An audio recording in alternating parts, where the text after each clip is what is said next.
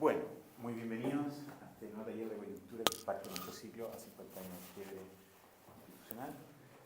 Esta vez nuestro invitado es el destacado académico, historiador, profesor de la Universidad San Sebastián, fue profesor por muchos años en la Universidad Católica y es presidente de la Academia de Historia de Chile, Joaquín Fernandoa. Muy bienvenido, profesor, a este ciclo. Lo hemos invitado para que nos cuente su opinión, su visión sobre cómo colapsó la democracia en Chile, con el énfasis que usted quiera. Hace una semana en La Tercera decía que socavar la democracia era también una forma de un golpe, lo comentamos en una avenida a la esquina. Claro. Y parto con una pregunta. En su libro La Revolución Inconclusa, usted señala que para Mario Góngora el 11 de septiembre de 1973 era probablemente la fecha más importante del siglo XX. Sí. Ya, muy bien. Mucho gusto estar aquí en la Fundación Jaime Guzmán con ustedes. Voy a hacer una cosa previa, que yo iba a participar en estas horas completas. Jaime Guzmán no tuve tiempo con un artículo, pero una cosa que iba a decir ahí, que esa frase de Jaime Guzmán tan citada sobre que vamos a obligar a nuestros adversarios a atenerse a lo que hemos puesto, es un poco crudo así, pero depende cómo se diga. Me gustaría saber el contexto donde la dijo también, porque eso a veces cambia las cosas.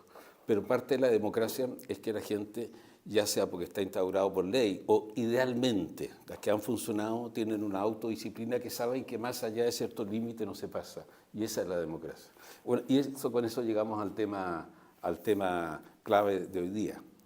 Sí, pasa que don Mario, que fue uno de mis maestros, y conversé mucho con él, el año 76, en una entrevista le dijeron cuál es la fecha más importante de Chile, y el 11 de septiembre.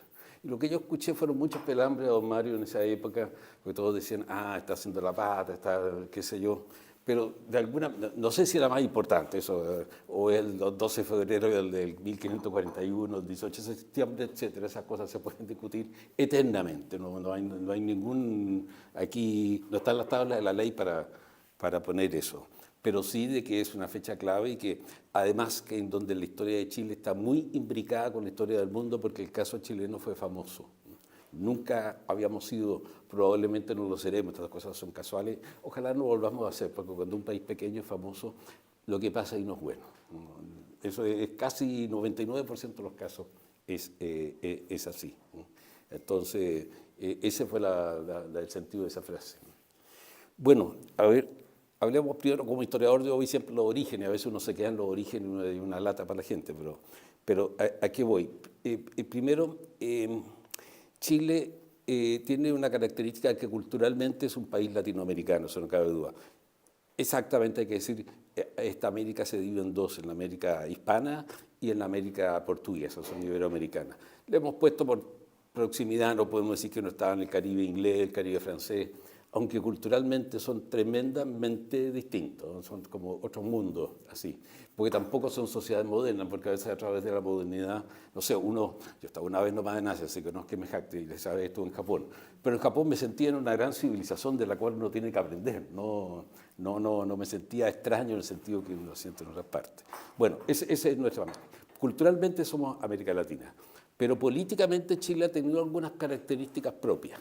¿Por qué fue? ¿Por qué fue? O sea, porque hasta qué punto lo fue.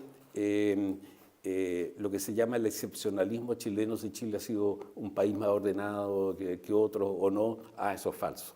Yo creo que en general es cierto. Hay una cosa, fue mirado así desde afuera muchas veces, y especialmente el periodo entre el 32 y el 73, porque empezó a llamar la atención, sobre todo que Chile se hizo democrático, empezó con una administración de derecha, no es que haya sido el programa de esa administración, las cosas se fueron dando así, de la segunda de Arturo Alessandri y Palma, cuando en el mundo históricamente conocida la década del 30 como la década de la crisis de la democracia. Bueno, Chile estaba en crisis en realidad, pero se fue arreglando. Y después en términos internacionales, especialmente en el sistema interamericano, llegó a ser importante si un país era democrático o no. Entonces, leí varios memorándum norteamericanos, esta famosa historia, que todo esto está publicado por Estados Unidos, del interno departamento de este país, ¿hasta cuándo nos pide cosas? Entonces, con fama en general latinoamericano, fama de pedigüeño, y que esto no termina nunca, ¿eh? Entonces, pero es el único, nosotros combatimos por el mundo libre y el único país democrático, así que tenemos que darle algo. Ese tipo como de reflexión lo vi muchas veces, algunas medio soberbias y otras interesantes que yo se le diría debimos haber aprendido de ellas, pero en fin, eso. Más democrático, pero con esta característica extraña que cada 40 años hay una crisis. El número 40 es una metáfora, naturalmente la matemática aquí son puntos de referencia, pero se da aproximadamente eso. ¿Por qué se da eso? Indudablemente por ahí hay una cierta inmadurez. Ahora, las democracias estables en el mundo desde que hay democracia moderna, dejando de lado el caso de Roma, así que yo creo que tiene germen de democracia, Grecia también, algunas repúblicas de renacentistas tenían por lo menos un autogobierno muy aristocrático, pero así empiezan las cosas, históricamente empiezan así. En el siglo XX ya no es así, pero en otra época era de esa manera. Pero la democracia moderna empieza en el 18 con Estados Unidos, con Inglaterra y con Francia. Están las democracias anglosajonas y el modelo francés, son los dos grandes como modelos. Y en todas partes hay crisis. Estados Unidos no ha tenido crisis, Inglaterra no. Pero la Inglaterra del siglo XVII tuvo sus guerras civiles feroces y sin cuartel. Son como las africanas hoy día, ¿eh? Esto hay que decirlo despacito a los africanos, decirlo uno racista, pero es que cada época yo espero que África en 200 años más esté más tranquila, pero las cosas los historiadores las tomamos así porque esos son los ciclos aproximadamente en que las cosas maduran, ¿no? Más o menos. Entonces, todos los demás países europeos, casi todos, ¿no? Hay excepciones, los países nórdicos, en fin, Suiza en los últimos 200 años, 270 años, porque en 1848 también fue afectado por la Revolución, ha sido estable.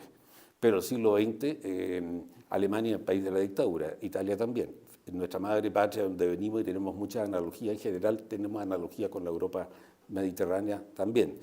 Francia ha tenido, el año 40 se puede llamar un golpe de Estado, lo de Pétain, lo de Gaulle, cualquiera de los dos. Había un colapso, ¿qué se le va a hacer? Un golpe de Estado en la práctica con resolución constitucional del 58. Otro el 61, que llevó a gran parte de las Fuerzas Armadas a rebelarse. Pero, en fin, fracasó porque no tenía posibilidad política. Y el 68 De Gaulle jugó con una salida extraconstitucional como un truco, como amenaza. O sea, no son blancas palomitas en este sentido, ¿no?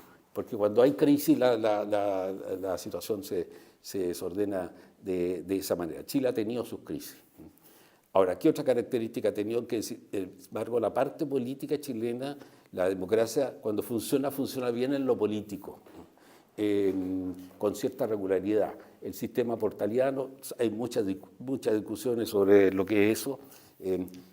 Yo tengo un libro, no sé si lo tienen ustedes, ¿tienen biblioteca o la usan? Pues yo les regalaría el libro si es una biblioteca que se usa, si no, sobre una historia de Chile para responder a la pregunta si es democrático o no, que empieza con Pedro de Valdivia y termina el año 18, entonces con una reflexión teórica también sobre democracia.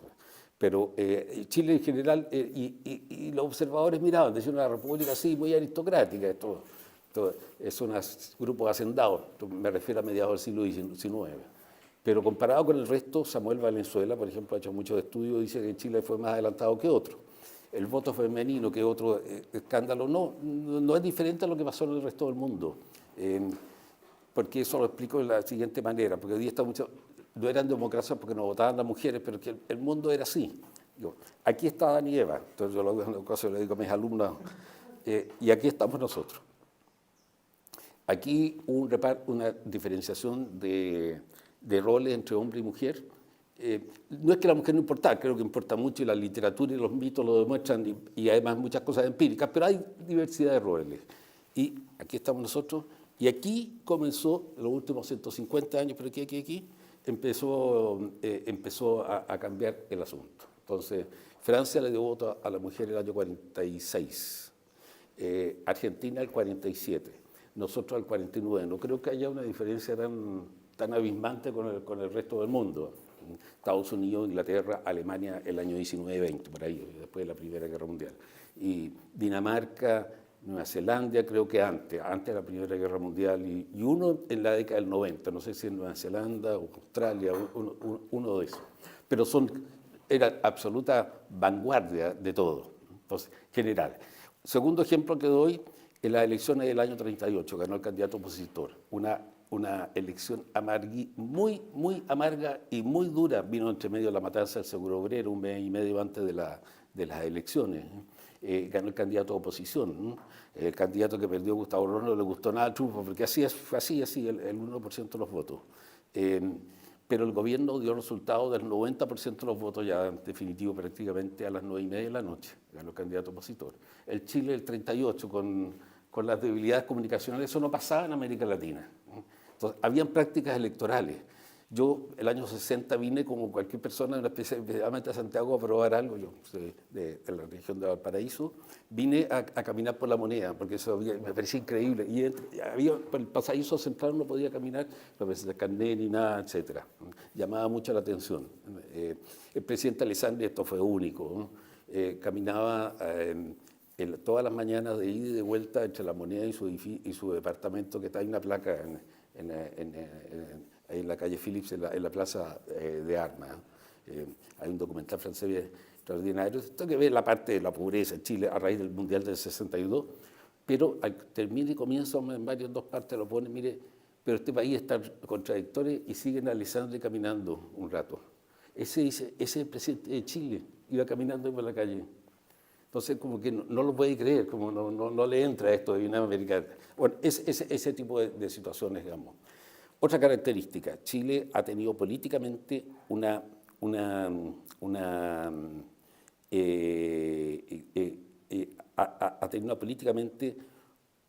formas políticas, las ideas, las prácticas, los temas. Los temas son siempre universales, más o menos, desde que hay discusión pública. Pero en el caso de Chile son muy contemporáneas con el desarrollo europeo, especialmente la Europa mediterránea. España, Francia, en la medida que es mediterránea, Italia, y yo diría de la Segunda Guerra Mundial en adelante, más o menos hay un cierto paralelismo, o sea, entre Grecia y nosotros también tenemos esa realidad. Pero no solamente con eso, ¿no? En la década del 30 en Chile estaban todas las fuerzas políticas que habían estado 10 años antes, en la década del 20, en la Alemania de la República de Weimar, desde nazi hasta comunista, y cada uno tenía su poder específico, no el mismo que en Alemania, naturalmente, pero había eso, o sea, ha tenido esa característica. Ahora, ¿qué problema tiene Chile? Tiene el tema de las democracias subdesarrolladas, ¿no? Porque la democracia no provoca el desarrollo económico. Hay como la idea siempre, es un poco esta ideología del buenismo, que yo soy bueno, tengo fe en el hombre, que creo que no es que no haya que tener fe en el hombre, pero creo que es una beatería un poco eso. Entonces, la cosa está mal planteada así. Pero sí que la democracia supone una igualdad política. Le tiene que corresponder una relativa, nunca es perfecta, pero una relativa igualdad social, que es lo que llamamos, yo llamo porque yo me eduqué en los 60, los procesos de modernización económicos y sociales. Económico es una economía moderna, no significa tener desde misiles hasta no sé, fabricar cualquier cosa, no, pero tener sectores modernos que compitan, etcétera. Que eso varía. Puede ser una agricultura moderniza con compañías navieras como Dinamarca. Puede ser de muchas maneras. Pero tiene que ser. Y la sociedad moderna, ¿en qué consiste? Hay muchas maneras de definirla. Yo la defino como aquella en que la mayoría de la población lleva un estilo de vida de clase media. Y un estilo de comportamiento de clase media al menos público. Privadamente cada uno hace lo que quiere, pero pública, de manera que la gente se tope en manera igual. Alexis de Tocqueville, un famoso historiador y pensador político francés, insiste mucho, esto porque está impresionado por el ejemplo norteamericano, el chato norteamericano. ¿Sí? Y lo trata mucho a través del libro. Las costumbres democráticas implican, perdón, la política democrática implica costumbres democráticas. Y el trato tiene una cosa importante. Chile no era así. No somos Argentina, estamos, claro, al único país de América Latina, quizá Uruguay anda por ahí, que nos gana, digamos, en tener una democracia social. Digamos, en ese sentido, lejos de la comparación sale ahí. En el resto de América Latina no es así. O sea, y toda democracia subdesarrollada va a ser más inestable que una democracia desarrollada. Han habido crisis, famosa crisis de la República de Weimar. Tiene que ver con la guerra, con una serie de circunstancias. En cambio, las democracias subdesarrolladas son problemáticas, no son sociedades modelo. Yo comparo, esta comparación me dicen que es ridícula, pero mirando en todo este periodo en que Chile, de esta democracia que muere el 73, con la India, que del 48 hasta ahora es una democracia en un país subdesarrollado, puede ser una gran potencia, es otra cosa, pero ya es desarrollado cuando ya un sector importante de la sociedad ha pasado como esta modernidad económica y social. China lo ha hecho, debe tener, no sé, 300, 400 millones de habitantes todavía en la pobreza. Pero el salto que ha dado ha sido pero extraordinario, no lo dio ningún país europeo, ni siquiera con esa rapidez de Japón. Cuando dicen que en China ahora se ha detenido el crecimiento, pero es que nunca había pasado que 30 años tuviera esos crecimientos, una economía moderna desde que hay cifras actuales. Entonces eso, sí, China probablemente lo dio. India no, y yo creo que es más difícil. El desarrollo está en el mundo centroeuropeo occidental, y lo creo ese mundo, que son las potencias anglosajonas, fuera de Estados Unidos, y las sociedades confucianas, no todas, pero la mayoría. Y fuera de eso no hay otro país que llamemos desarrollado. El concepto de desarrollo es como muy económico, no es, el desarrollo no es solo económico, pero bueno, pero es una de las bases. Entonces, por eso comparo con la India. La India tuvo una excepción en el año 75 al 78, cuando Indira Gandhi dijo, ya estado de excepción, o sea, se proclamó dictadura, digamos, en otras palabras. Fue ese salto. Pero lo demás, había esta democracia. Ahora, este primer ministro está llegando a estas técnicas populistas, caudillistas, etcétera. Hay una preocupación, en fin, ya es otro tema, pero son en ese tema. Y estas democracias son inestables. Y Chile está este contraste con una política madura y con una economía subdesarrollada. Y además Chile tenía otra cosa, que tenía una izquierda muy fuerte y una izquierda marxista, y que desde fines de los 50 casi toda la izquierda prácticamente es marxista-leninista, vale decir, tiene como modelo lo que considera lo que tiene que llevar. Y esto no es un cálculo que se haga, un paper, ni un proyecto así, que es más eficaz que otro, sino que es una creencia vital, porque además es una subcultura, especialmente los comunistas, pero también los socialistas y otros. Ser marxista era un modo de ser. Yo crecí, mi adolescencia y primera juventud fue en la década de los 60. Eso era muy fuerte en la sociedad chilena. La izquierda chilena está, bueno, pipiolos y pelucones pueden ser izquierda y derecha, pero un poquito entre comillas, porque un poco la polaridad política es así, la lucha entre el orden y la igualdad, en fin. Son parte de la tensión necesaria de toda la sociedad humana. Entonces Chile tuvo, pero a fines del 19, entre los 80 y los 90 del siglo XIX, nace movimientos sociales, en grupos, una izquierda antisistema, o sea, crítica y de movilización. Nace también una socialdemocracia que fracasa, pero por un tiempo tuvo un cierto poder, incluso llegó a los gobiernos, el Partido Demócrata se llamaba. Pero a partir de la década del 50, vamos a saltar una serie de cosas, esta izquierda empieza a crecer electoralmente. Hay también una especie de revolución electoral en Chile, porque crece mucho el cuerpo electoral cuando se ingresa el voto femenino, que bueno, favorece hasta el 73, un tanto decreciente, pero sí claramente hay una correlación favorable a fuerzas más conservadoras. No es absoluto, pero es más bien conservador. Ahora no. Yo que me interesa, me gusta como hobby la política norteamericana, me llamaba la atención los 60 que en Estados Unidos las mujeres votaban liberal. Liberal significa en Estados Unidos izquierda. El contexto norteamericano, que es distinto al resto del mundo, ¿no? Entonces, pero nosotros estamos en eso más o menos ahora. Bueno, ahora, los sociólogos electorales han echado mucho lloraron mucho porque cuando se terminó esta diferencia en donde las mesas se votaban hombres y mujeres separados, ahora juntos, entonces hay que saber por encuesta. Antes se sabía, Chile era un país donde matemáticamente se sabía cómo votaban hombres y mujeres, ahora no se puede saber. Bueno, o sea, es un detalle, pero hay un cambio electoral y además hay una purificación, se elimina el cohecho. el cohecho directo, se puede decir que la propaganda masiva es también cohecho, pero ya me parece que estirar un poquito el concepto. Pero el cohecho era algo pequeño, ya marginal. Pasa cuando las elecciones eran apretadas, claro, la compra de votos implicaba una diferencia. Y está esa ampliación y la ampliación de la votación de la izquierda y dos partidos marxistas-leninistas. Y uno de ellos, socialista, empieza a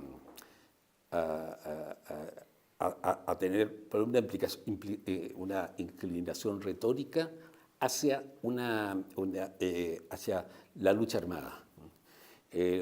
Los comunistas tenían siempre como modelo la Unión Soviética, modelo regulatorio. No es que a mí no me interesa, ya no, es una cosa como que allá está sucediendo la historia. Esto fue algo mundial, el comunismo se arma instantáneamente a los 2 o 3 años de la Revolución Rusa. China, la primera obra de Marx, según he leído, no sé chino, es del año 9, mal traducida y fragmentaria, y sin embargo el año 21 ya hay un partido comunista, entre los cuales estaba más o menos los varios del grupo, y el año 23 ya hay una república soviética en el sur que domina una región aproximadamente de varios millones de habitantes. China es inmenso, sé que eso no es mucho, pero de todas maneras de una sociedad de todas las grandes culturas, cuales ni una ciudad aislada, todas se han comunicado y se han influido mutuamente, eso ha sido siempre. Pero relativamente la más aislada ha sido quizás China, y sin embargo es inexplicable el siglo XX chino sin entender el nacionalismo y el comunismo. Y hoy día yo digo, están los dos juntos, se sintetizaron, hicieron la paz. Son nacionalistas y comunistas, más nacionalistas, diría yo. O sea, triunfo póstumo de los nacionalistas en China, el actual régimen. Pero para explicar esto de que este es un fenómeno general y universal, pero en Chile es canalizado en un sistema político. Un sociólogo norteamericano, que se me olvidó el nombre, no lo he podido encontrar, pero la frase es muy buena. Como toda frase esquematiza demasiado, pero también teníamos que ser Borges y escribir un libro de 5 millones de páginas para poder explicar la realidad enumerándola. Pero, digamos, en Chile la institucionalidad precedió a la movilización. ¿Qué quiere decir? De que en general las instituciones, bueno, la famosa frase de Lago, las instituciones funcionan, no perfectamente, bien así haciendo agua, pero funcionan más que en otras partes, que es la referencia que tenemos que usar para evaluarla.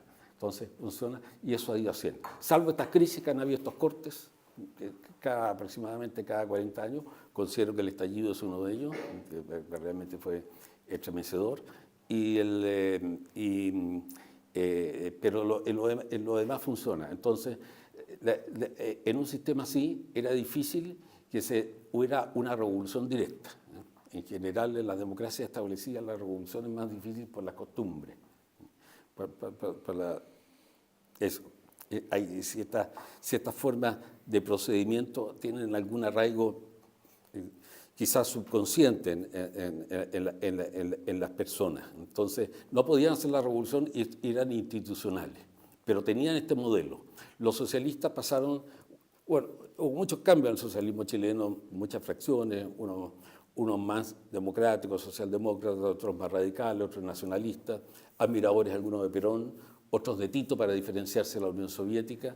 Después la Revolución Argelina fue otro modelo, finalmente es un régimen militar hasta el día de hoy, Argelia, dicho sea de paso. Y la Revolución Cubana es el sello. Y junta a todos los socialistas, salvo una ínfima minoría de dirigentes socialistas, todo el resto admiradores incondicionales de la Revolución Cubana. Para allá vamos, eso es lo que queremos, ¿no? Allende, ahora vuelvo a sacar el tema de Agustín Edwards, pero Allende, esto lo encontré yo en una archivo de Alemania Oriental, que están abiertos ahora en la actual Alemania, una entrevista de diciembre del 67, había el 66 también, pero esta es más interesante todavía, porque Allende les dice, él está pidiendo ayuda para el Partido Socialista, para la prensa del Partido Socialista. Corbalán también iba a pedir ayuda para el siglo y le daban cosas, O sea, esto es de las dos partes. Y él dice, yo soy el Fidel Castro de Chile, o sea, esa es la carta de presentación para que lo ayuden. Soy el Fidel Castro de Chile, vamos a hacer todo lo mismo que él. La única diferencia dice que yo lo voy a hacer por medios pacíficos. En lo demás, todo es igual. Y además pide ayuda para el trabajo ilegal del partido, o sea, para luchar más, no tengo otra palabra, ¿no? Porque estos partidos institucionales fuertes, organizados, donde ser comunista y socialista es como casi uno puede hacer un símil con la vida religiosa, ¿no? Porque es una forma seria de entregarse. Un militante tenía que entregar, pues para ser todos los partidos tienen que entregar una cuota,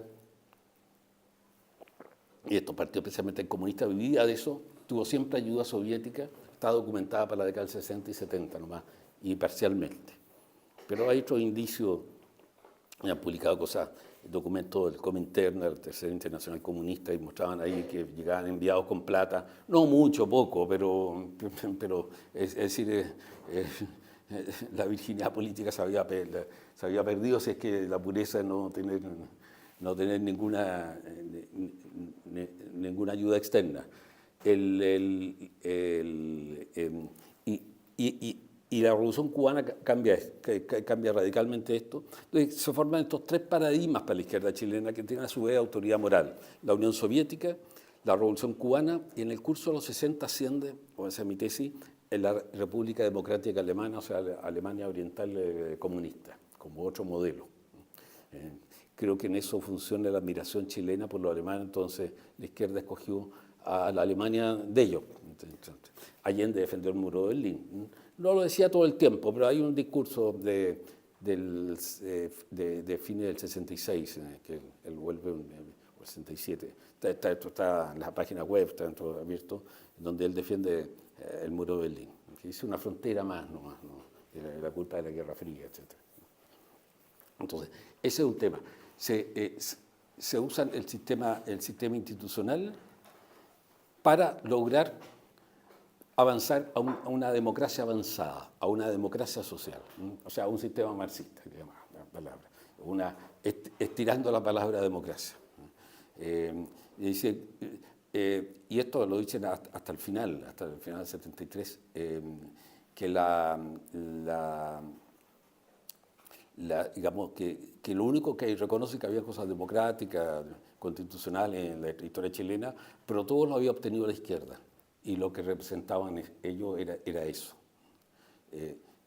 Era eso. Estaba un poco en la idea de Marx de que el proceso histórico borra y elimina lo que no sirve.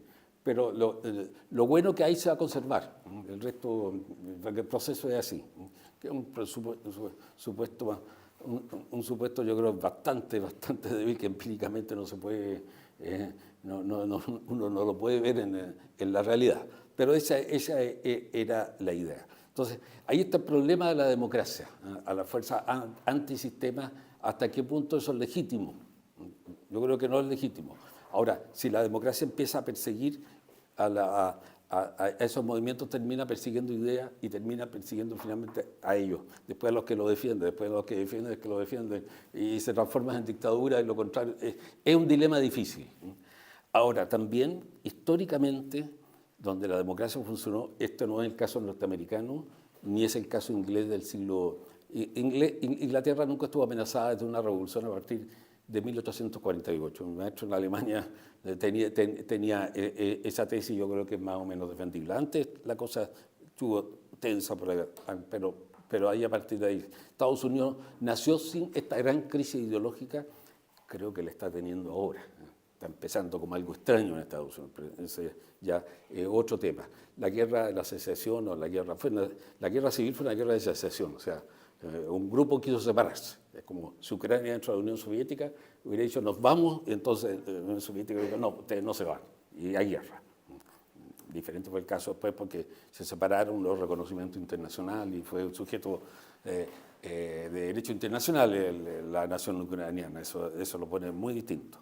Pero eso fue una crisis, no ha tenido grandes crisis ideológicas. Tiene las tensiones ideológicas de toda democracia y de toda sociedad moderna, eso es otra cosa, ¿eh? Pero eso ha sido. Pero bueno, a lo que voy es que donde han habido las tensiones ideológicas, lo que tiene la democracia, y cuando ha sido fuerte, es que al enemigo lo convierte. Lo convierte no por una conversión moral, a veces sí, pero, por ejemplo, los excomunistas que después se han vuelto críticos del comunista, han tenido una parte importante en la política del siglo XX y en el pensamiento político y en general intelectual del siglo XX. Eso es algo que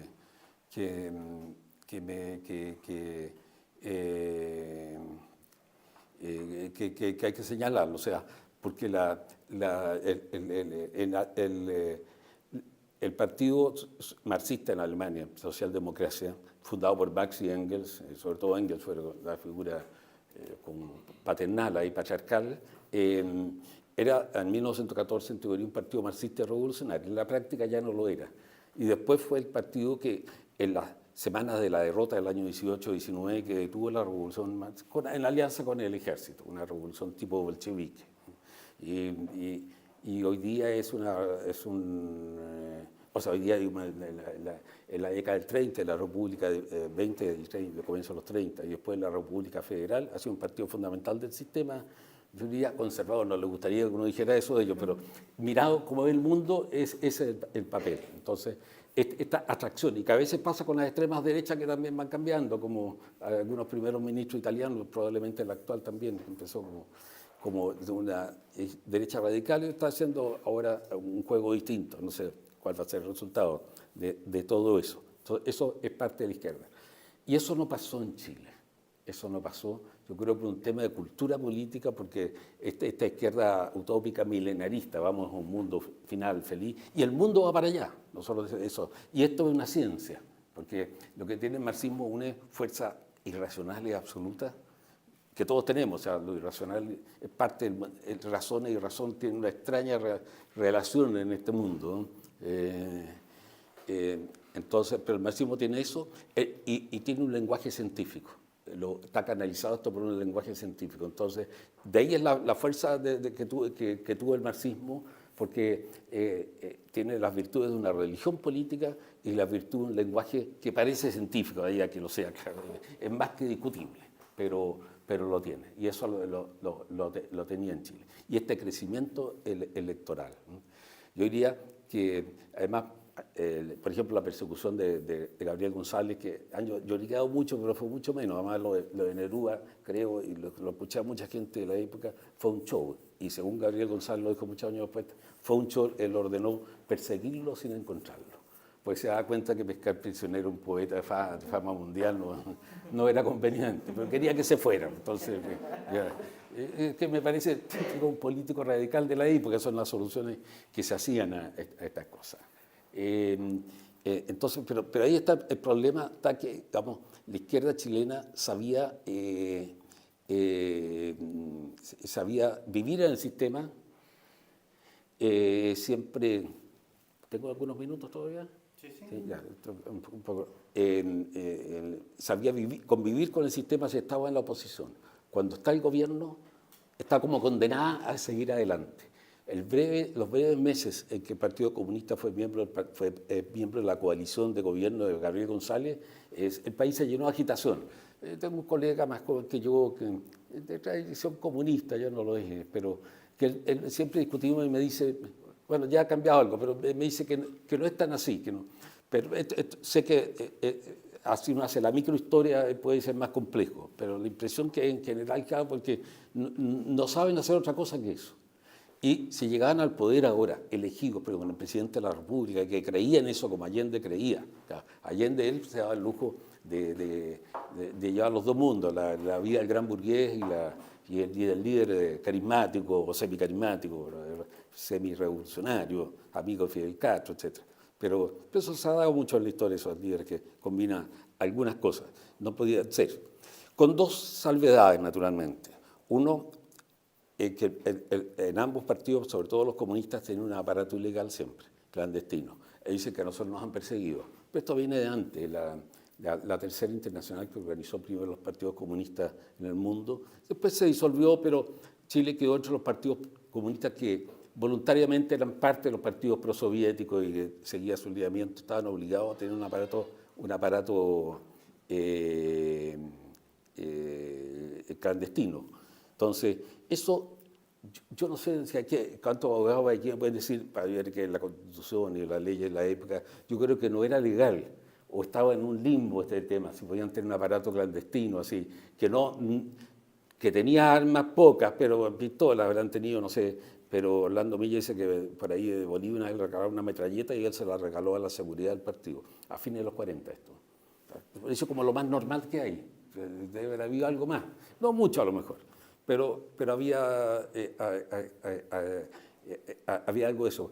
Pero saber, si estamos, por ejemplo, en esta mesa y estamos en dos partes discutiendo algo y las otras partes tienen un acuerdo secreto que no sabemos quiénes son, pero uno sabe que existe, es como el tratado secreto entre Bolivia y Perú, que todos los tratados internacionales secretos se saben inmediatamente y crea una desconfianza tremenda que lleva, que es probable que lleven a conflicto. Entonces eso pasaba, había un tema.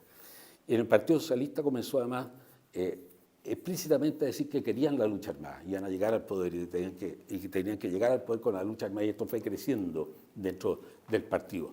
No lo hacían en Chile,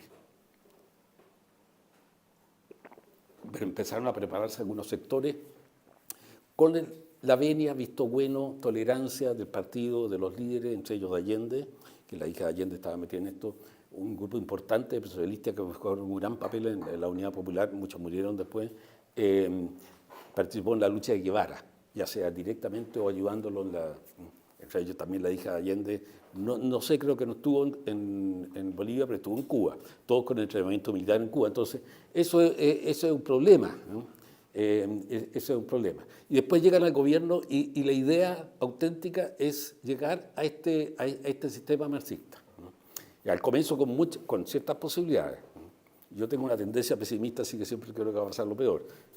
Pero yo pensé que en la época ganaban, se lo iban a lograr porque no había oposición. Después empezó a crecer la oposición.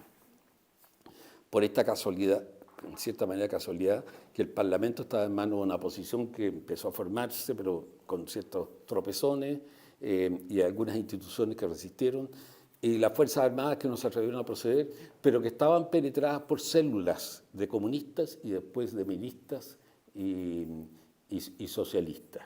Pero primero comunistas, de siempre, es muy antigua, que no hacían nada, tienen disidentes gremiales, que son normales, en fin, porque las Fuerzas Armadas modernas siempre tienen un sistema en que hasta el último pelado puede hacer un reclamo, ir al jefe máximo, de ahí que lo recibe otra cosa, pero en teoría pueden hacer eso como algo paralelo, como ese tipo de cosas así. Muchos incidentes, me acuerdo, con la comida, unas cosas así, pero que había algo de esto. Las Fuerzas Armadas no procedían contra eso, pues estaban preocupadas especialmente en la Marina. Las Marinas han sido siempre más sensibles a la distancia entre la tropa y la marinería y los oficiales, más que también en las Fuerzas Aéreas pasa algo un poco en general en el mundo, en los ejércitos menos.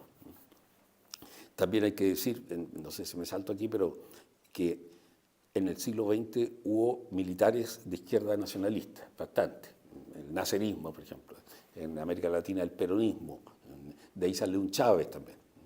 Pero nunca una Fuerza Armada o un ejército se hicieron portavoces de un régimen marxista o una revolución marxista por sí misma, con la excepción de Etiopía el año 74. Bueno, era un país africano, pero no digo más que eso, aún no lo acusan de racista. Pero es la única excepción que he encontrado, ¿no? Que existe, me parece. Entonces, lo probable es eso que no hubiera sido así. Y como le escuché hace años a un norteamericano, el hecho que Castro al triunfar haya fusilado 700 oficiales y suboficiales del ejército y la policía, la mayoría en público, así, con una especie de fiesta o tribunal popular, creó una profunda impresión que no se expresó vocalmente, pero fue una lección a las Fuerzas Armadas latinoamericanas, que vamos a tener que tener otros métodos para luchar contra esto. O sea, eso no va a volver a pasar. Entonces, eso creó otros temas. Pero este problema, existía eso latente, eso latente. Y después vino la polarización interna en Chile, pues la oposición empezó a adquirir fuerza, no solamente por la crisis económica, porque esto empezó antes de la gran crisis económica, porque ahí es interesante la crisis económica. El otro día me hicieron una entrevista, me decían, no, cierto, que un complot, porque después aparecieron las cosas. Claro, pasa que hay precios controlados y el mercado negro tenían el precio mercado las cosas, entonces eso se produce en todas partes, hasta en Auschwitz, donde se hace mercado negro conllevaba la inmediata pena de muerte. Pues la desesperación de la gente lleva a eso. Y otros aprovechan de medrar a costa de eso. Eso es como, es casi una reacción química que existe. Pero por un lado, la movilización y la resistencia a la oposición comenzó antes que se sintiera todo el peso de la crisis económica. Y después la crisis económica no modificó el comportamiento electoral, porque la Unidad Popular llegó, lo que pasa es que los 3/3, que es una verdad media, pero en fin, los 3/3 se transformaron en bipolaridad, o sea, en dos polos, en dos grupos, con las elecciones de abril del 71, las elecciones municipales. No tuvieron un cambio político, pero sí un impacto psicológico, político fuerte. Y después empezó a bajar la Unidad Popular, pero poquito. En las elecciones del 73 estuvo entre 43 y 44. Pongamos, el resultado final fue 55 oposición, 45 la Unidad Popular, pongamos, 44 y tanto, quitando los blancos y nulos. Es un triunfo claro de la oposición en cualquier parte, eso, ¿no? Pero el otro era un bloque movilizado, era un bloque sólido también. Y el de la oposición también relativamente sólido. Lo que pasa es que la oposición creyó que iba, o la derecha más bien, dijo que iban a tener 2/3, no sé dónde lo sacaron. Yo después he preguntado mucho dónde sacaron eso. Nadie me ha podido decir eso. De dónde inventaron, porque era además imposible. Bueno, entonces tampoco la crisis económica modificó. La crisis política fue algo fuerte. Yo la llamo guerra civil política, pero no encuentro algo que lo exprese mejor. Y eso fue fuerte. Y la idea de que ya las instituciones ya no resolvían esto. Y no hubo acuerdo, en parte porque un acuerdo, para ser sólido desde el punto de vista de la oposición, yo creo un punto de vista correcto, tenía que implicar el fin al programa de la Unidad Popular, vale decir, no solamente no más expropiaciones, giró en torno a la ley, al proyecto de reforma constitucional, la ley de las 3 áreas, porque la Unidad Popular tenía un proyecto, un área estatal, un área semiestatal y otra área privada, pero la área estatal era prácticamente toda la economía importante. Entonces, no, tenían que entregar parte de eso y se podía expropiar, sí, pero por ley, por lo tanto tenía que discutirse en el Parlamento, entregando indemnización, etcétera, todo eso, hacerlo imposible. Y eso era renunciar al proyecto. Y política, moralmente no podían hacerlo. Además de que una parte del izquierdo hubiera pasado a la guerrilla urbana y hubiera habido una fuerte guerrilla urbana, pero para eso estaban bien organizados. Y para la oposición necesitaba eso mínimo porque para que funcionara el país, funcionara un país, tenía que haber, funcionar económicamente un país, tenía que haber una parte importante de la... No hay democracia si no hay una parte importante de la economía que esté en manos privadas. Así ha sido.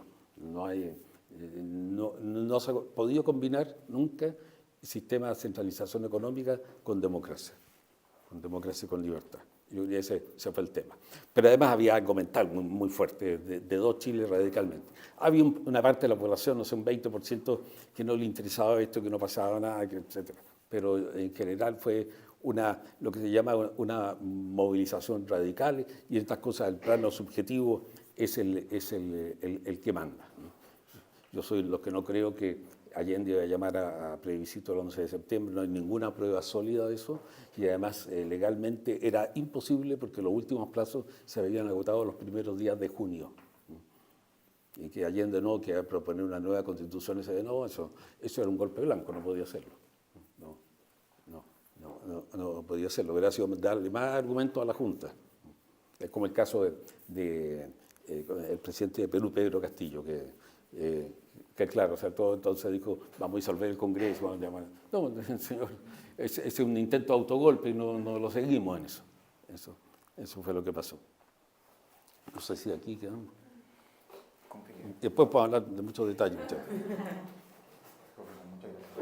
Bueno, una pregunta, pero Garretón dijo acá mismo Oscar Guillermo que el día en la noche habían llegado al acuerdo con la reticencia, pero al final la aprobación del Partido Socialista de llamar el mismo 11, pero Ominami dijo algo muy diferente, dijo que ellos en marzo ya habían llegado a ese acuerdo, que lo entiendo.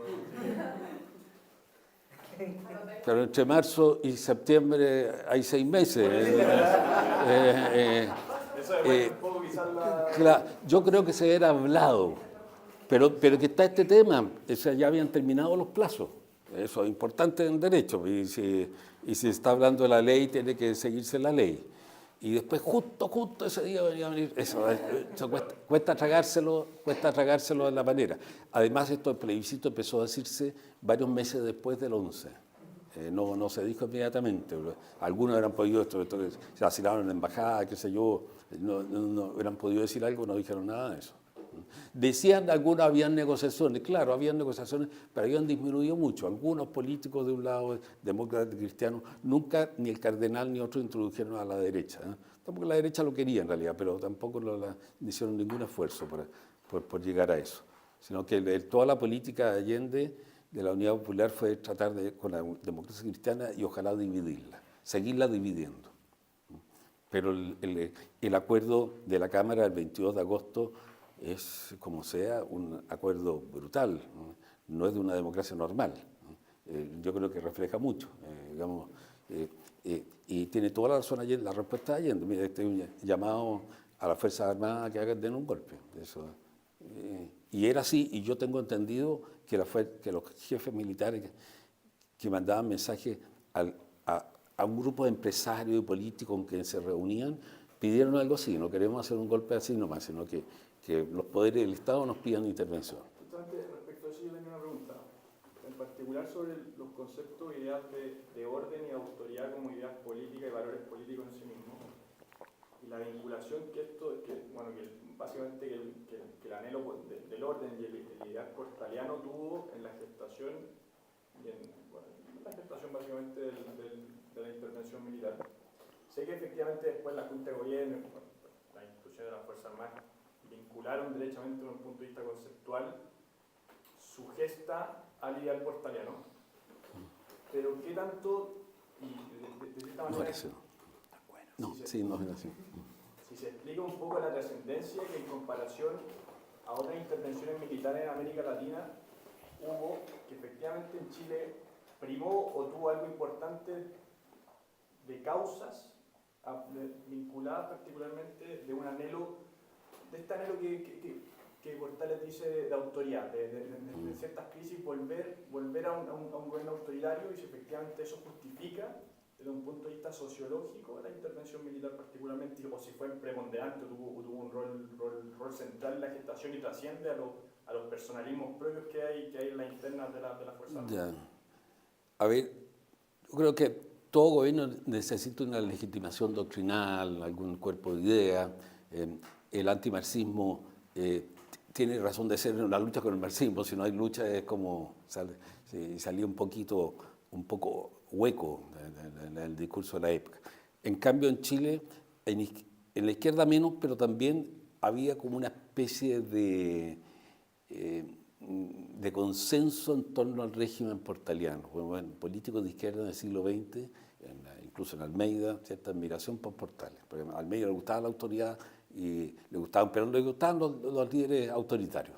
Y una parte de eso fue cierto. Y había este consenso en general. Incluso los historiadores y políticos liberales del siglo XIX que estaban contra el sistema, tipo Vicuña Maquena, eran admiradores de Portales, todos le reconocían. O sea, creó como un consenso. Ahora no existe eso. Justamente porque el régimen de Pinochet lo tomó como orientación, porque era una fuerza en Chile, era una imagen importante. Yo creo que Portales, efectivamente, no sé qué pasa si no hubiera muerto Portales, si hubiera transformado en un caudillo latinoamericano cualquiera o no. Pero el hecho es de que creó un sistema no personalista, en la medida en que los sistemas son no personalizados, las personas son re importantes, claro, pero no es tipo caudillesco, sino que un sistema regular, elegido por poco, pero de hecho poco a poco empezaron a ampliarse, y ya tal por el 37 y el 41 ya en el Senado hay opositores. Entonces empieza a haber gradualmente, mientras en otras partes estaban llenos de guerras civiles, subía un presidente, bajaban, lo votaban, si ganaba le decían que robó los votos, en Estados Unidos está la misma. Así no resultaba. Acá se habían disputas electorales, sí, hay temas, la pureza electoral es todo un tema del siglo XIX y parte del siglo XX. Entonces, tuvo un cierto mérito. Y quedó esta imagen de que Chile era más ordenada, o este excepcionalismo chileno, la única democracia. Frei y Allende dicen en el extranjero que Chile ha tenido una instituciones democráticas, un Congreso ininterrumpido, lo cual no era cierto exactamente, ni mucho menos, pero comparado con el resto sí. La Revolución Mexicana murió el 10% de la población en esos años. Para entender a México lo que pasa tiene que ver con eso. Bueno, hasta 40 años, cuando a las primeras computadoras, estos norteamericanos les gustaba la cuantificación, mostraba una curva poblacional en México, y ahora de década del 10 bajaba y seguía para arriba. Impactante eso, ¿no? Entonces, claro, y Chile no era así, con esos cortes. La más sanguinaria es la guerra civil en número de muertos. Lo que tiene el régimen de Pinochet, sobre todo en los primeros años, que persiguió al marxismo con las técnicas del marxismo, porque todo eso ha pasado con algunas características distintas en todos los países marxistas. Entonces, y eso ha dejado una mancha como imborrable. Y además, imborrable porque este tema fue un tema mundial, el tema chileno. Mundial, yo diría el mundo euroamericano, Europa y América, el resto menos. Por razones entendibles. Y eso revierte un poco sobre nosotros, sobre nuestra realidad. Profesor, primero agradecerle la ponencia y además hacer también un agradecimiento público, ¿no? Ayer con el profesor Marcelo Casals de la Universidad Finisterre, y él mencionaba que el primer libro es historia como tal, ¿no? con toda la parafernalia y herramientas de la historiografía que se escribió sobre los procesos de revolución contra revolución, decía él, ¿no? Del 70 al 90, fue su libro sobre la política de Chile durante la OPE, el año 85. Claro, o sea, política internacional fue. Efectivamente, entonces, bueno, agradecer también esa apertura de lo que estoy estudiando yo en el doctorado. Pero particularmente quería hacer una pregunta respecto a esa visión internacional sobre Salvador Allende, porque también es súper contradictorio cómo se entendía a Salvador Allende en Chile y cómo se le entendía en el extranjero. Parecía que su intervención en el extranjero era mucho más cercana al castrismo, ¿no? La revolución armada, y en Chile era mucho más mesurado, y esta canonización que se da Salvador Allende en el año 1973, ¿no? Es bien tardía. Parece que no se le quería mucho tampoco en los círculos socialistas hasta su suicidio en el Palacio de la Moneda. Quería preguntarle a usted cómo se veía en el extranjero la imagen de Salvador Allende, de estar pidiendo también a las distintas embajadas en la ayuda y el soporte, y cómo se fue configurando el mito de Salvador Allende. Lo que pasa es que hubo un equívoco en América y en Europa en que se le miraba como un líder socialdemócrata, un socialista que forma electoral, un socialista europeo se le miraba.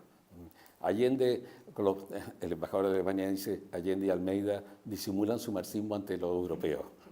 Cuando están trabajando con diplomáticos se refería a eso. Allende iba mucho más que el diplomático, artistas, periodistas, intelectuales, etc. Y yo les digo hasta a veces hasta empresarios, y las hablaba muy bien, etc. Entonces, sí, Allende no era muy querido por la alta dirigencia socialista, pero tenía mucha base en la militancia y era el único socialista que iba más allá de su partido. O sea, tenía unos seguidores, una presencia y una fidelidad de una parte del electorado. Eso se lo constituyó, sobre todo, se lo construyó a partir del 58, cuando dio el batatazo, casi sale el presidente. Todos pensaban que Alessandro le sacaba una ventaja mucho mayor y fue un triunfo bastante estrecho. El de Allende del 70 fue más estrecho que el de Alessandro, pero fue como la vuelta de mano. Y Allende pensó, y todos pensamos en la época, ya era la última vez, el 64, pero no tenían otro líder, y además Allende era apoyado, hombre de confianza de los comunistas. Los comunistas creían en él. Desde el 52, que fue prácticamente candidato a una fracción socialista, pero básicamente el Partido Comunista. Y según el análisis que hace Jorge Rojas, fue el Partido Comunista el que votó por él. No fue, muy pocos socialistas votaron por Allende. Pero cuando es presidente, aumenta su autoridad dentro del partido, dentro de la izquierda en general. Eso sí. Pero lo que tenía, y algo importante para ver otros procesos revolucionarios, porque estoy de acuerdo con Castro en que lo que pasaba en Chile no era una revolución, pero sí un proceso revolucionario, o sea, empezó a marchar hacia allá, a paso acelerado. No era la democracia normal, sino que la democracia se está haciendo revolucionaria y, por supuesto, preparándose una contrarrevolución que siempre sucede. A veces derrotada, a veces triunfa, eso es otra cosa, ¿no? Pero Allende no tenía la autoridad de un Lenin, de un Mao, de un Ho Chi Minh, de un Castro.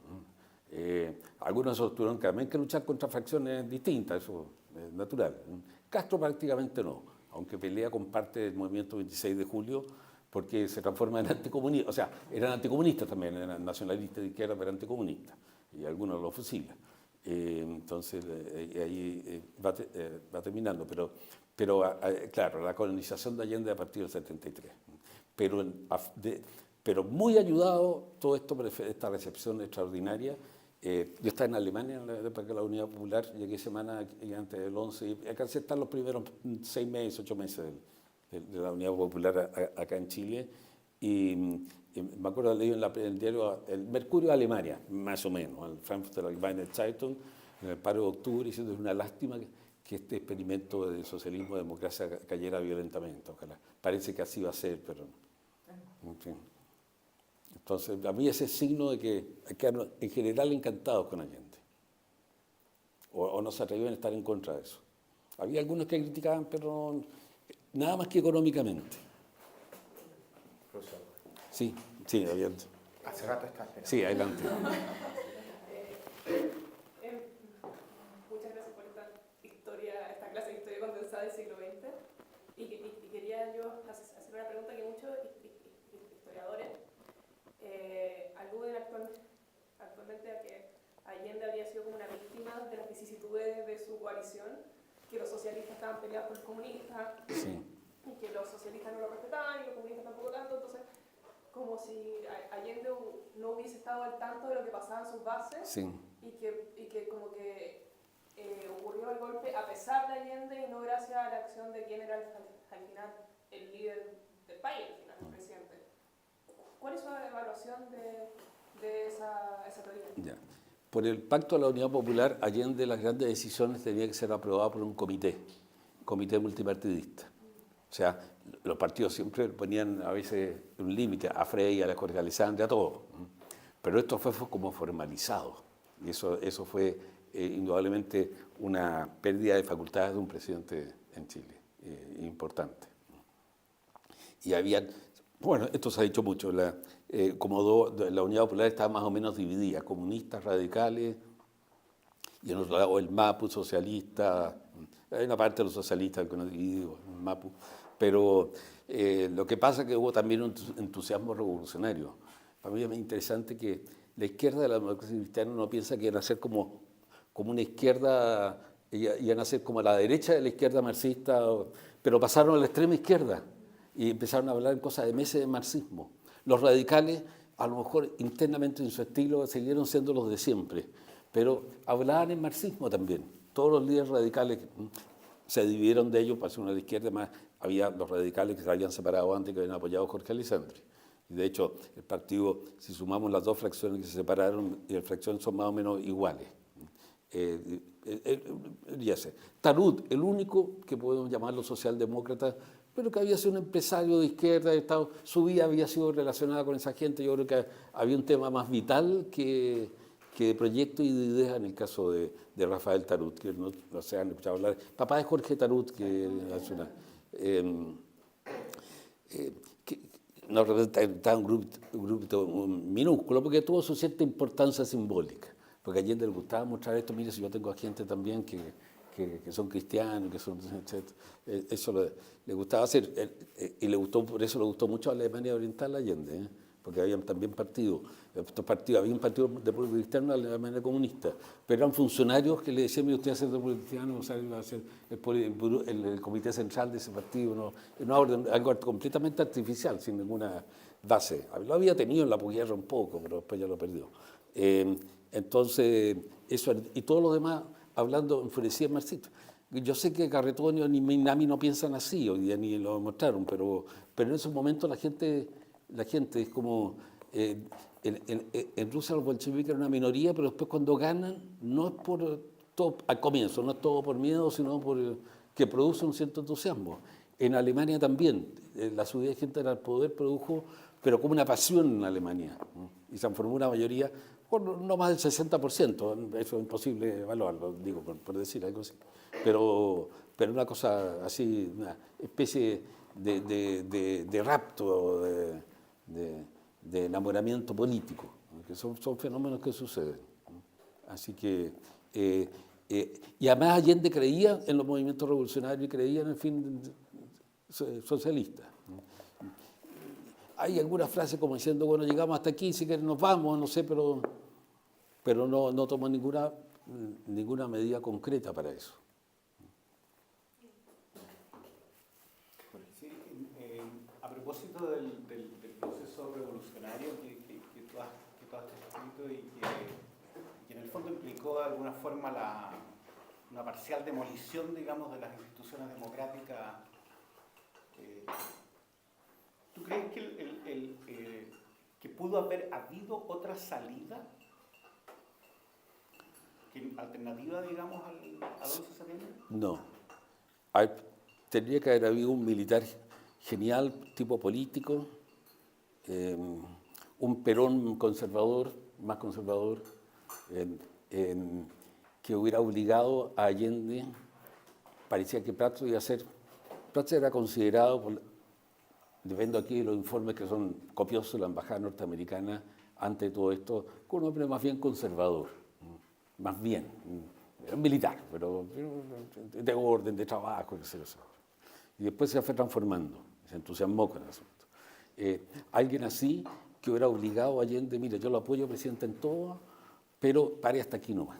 Ya, quédese con el cobre, quédese con esto, lleguen a acuerdo a tal empresa, y obligarlo, pero que era una intervención militar, como un golpe blanco, pero que era algo así. Pero los militares chilenos no estaban formados para eso.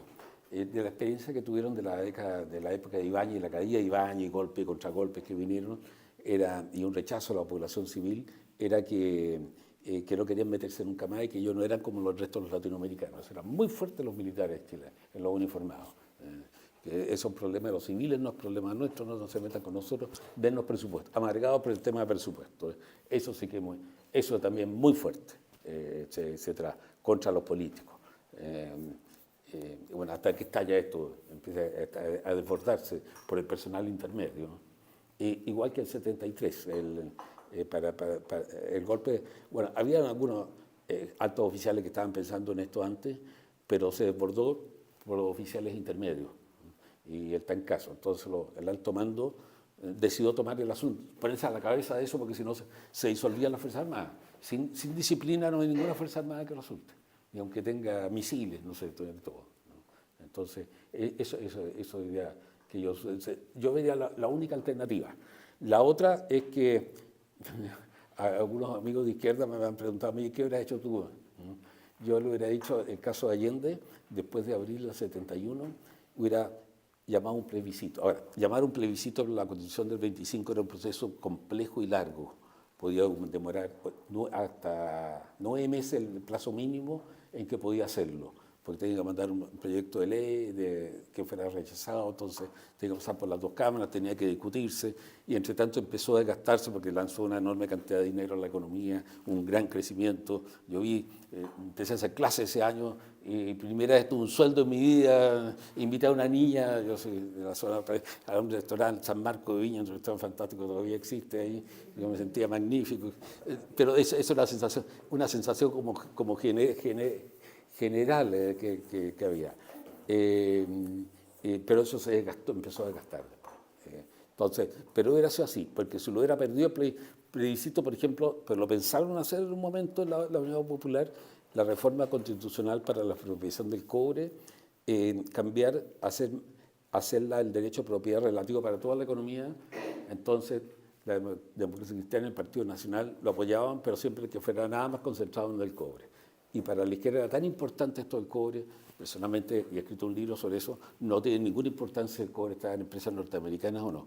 Reconozco que yo en la época era partidario porque decía tenemos que manejar esto, Hoy día no pienso así. A lo mejor diría, ya, si es tan importante, ya aceptémoslo. Y genial la idea de Pepe Piñera de crear 2 sistemas de cobre, uno estatal y otro privado, que solucionó el asunto, yo creo, ¿no? Tanto político como económico. Pero bueno, volviendo, hubiera podido hacerse, lo pensaron no hacer. Y si hubiera perdido el plebiscito, no perdía el gobierno, porque todavía tenía fuerza. En cambio, el 73, perder el gobierno era provocar ya al tiro un golpe, o sea, ya no hubiera aguantado la situación. No hubiera quedado tan deslegitimado que no, porque hubiera sido un plebiscito sobre eso. No hubiera sido un triunfo muy abrumador de la oposición tampoco. Lo que pasa es que la gente dejó de conversar con los rivales, entonces todos se conversaban y si todo el mundo pensaba esto, bueno, todo el mundo era su grupo, en un lado o en otro. Pero son reacciones humanas, ¿eh? Pero uno si piensa y analiza las cosas tiene que mantenerse así un poco, tratar de ver esta diferencia. Pero volviendo a este tema, la alternativa, yo creo que de todas maneras hubiera tenido que incluir a las Fuerzas Armadas, el 72, 73. Y la iniciativa de un general, pero con ciertas ambiciones políticas, que hubiera podido de ser la persona que pacificó el país. Pero las Fuerzas Armadas del 72 o al 71, los plebiscitos, hubiesen tenido la intención, aparte de un personaje caudillesco que hubiese podido aparecer. No, yo digo un personaje que hubiera sido como intermediario, pero independiente, porque Prat se identificó al final con la Unidad Popular, creyó en ella, no quizás con el programa específico ni nada, sino que con la idea general, con el sentimiento y todo eso. Un tío mío que fue también ministro uniformado me decía que hablaba todo el día de la sociológica y la problemática, y para un militar escuchar esos conceptos hacia Tengo una última pregunta. sí. Quería preguntarle acerca de las injerencias internacionales. Se ha hablado mucho acerca de cuánto influyeron desde el extranjero en crear o incluso controlar todo lo que sucedió durante la Unidad Popular y a posteriori. Una de las cosas que particularmente del lado de la izquierda siempre se usa mucho, sobre todo para hablar a posteriori, pero ahí viene el sentido de mi pregunta, yo tengo dudas respecto a este tema, y acerca de la injerencia particularmente de Estados Unidos a través de su doctrina de la seguridad nacional, sí, en toda la forma en la que se manejó la represión, la contrainsurgencia en el fondo. Particularmente de la izquierda siempre se dice que, bueno, poco menos que el golpe es una cosa manipulada desde fuera y que obviamente aquí casi se aplicó como de manual los métodos represivos que se aplicaron. No obstante, yo veo prensa del 73 previa y no sé, recuerdo el caso de Concepción, en el que estuvo asociado al retiro de una antena de Sí. Canal 13. El director de Canal 5, que era allá en Concepción, acusa más o menos las mismas torturas que después, no sé, escuchamos después del 11 de Sí. septiembre. Es tanto el influjo de afuera, había una política de la policía de investigaciones, de gendarmería, de los aparatos previa. Mira, aquí hay varias cosas. Yo no creo en esa cosa de la CIA ni nada, siempre me he rebelado contra eso, pero mirado desde otro punto de vista, el fenómeno internacional es fundamental. Nosotros somos república, o sea, Chile nació como sociedad después del 1500, la expansión europea. Venimos de un fenómeno mundial. Nacimos como república, también como otro fenómeno general, la consecuencia de la Revolución Francesa, la política moderna, etc. O sea, eso está muy inclinado. Las grandes potencias han tenido gran influencia aquí como en cualquier parte, por supuesto. Ahora, no es que manejen la institucionalidad, ningún país puede manejar realmente a otro, manipular tan... tendría que ser una colonia real, o sea, con tropa aquí, con un gobernador, etc. Y aún así, si uno ve la historia de las colonias inglesas, francesas, hay todo un tejimaneja con la sociedad que no es tampoco tan sencillo. Así que yo eso no lo creo. Ahora, que estaban claros, sí, que es importante, pero por los dos lados, ¿no? Por los dos lados. O sea, aquí la izquierda revolucionaria desde la Revolución Rusa o pro-revolucionaria, yo la llamo antisistema, porque no hacía la revolución, pero esa era como su meta, lo hace porque dice, si esto es posible, si allá se ha creado la patria del proletariado, allá la gente es libre, allá son sociedades iguales, y esto lo dice la ciencia. Entonces vamos para allá, tenemos que hacer esto. Entonces eso es algo importante. Después, es cierto lo de Estados Unidos, pero la historia latinoamericana es la historia de golpes, azonadas, cuartelazos, revoluciones, contrarrevoluciones, etc. Ahora está un poquito más estable, pero es un más y un menos. Creo que la cosa se desarma por otro lado. Yo le llamo la granja mecánica, y por encima están las instituciones, por debajo la guerra de todos contra todos. Lo mismo lo que pasó ayer en Ecuador. Pero Ecuador en estos últimos 15 años, como el país se ha ido digamos, desestructurando internamente. Hay elecciones y todo, pero no está mal eso, pero es así. Entonces, eso no pasa. La ferocidad en general de las guerras, pero además de las tiranías caribeñas, es legendaria. Ahora, claro, ante las guerras revolucionarias, que tienen como este carácter de conflicto ambiguo, un enemigo invisible, claro, entra la desesperación de los grupos. Entonces, yo diría esa imagen de la Cuba revolucionaria fuerte en las Fuerzas Armadas latinoamericanas. Pero la forma en que la DIN actuó no es muy distinta a como actuó la Revolución Cubana con su adversario dentro de Cuba.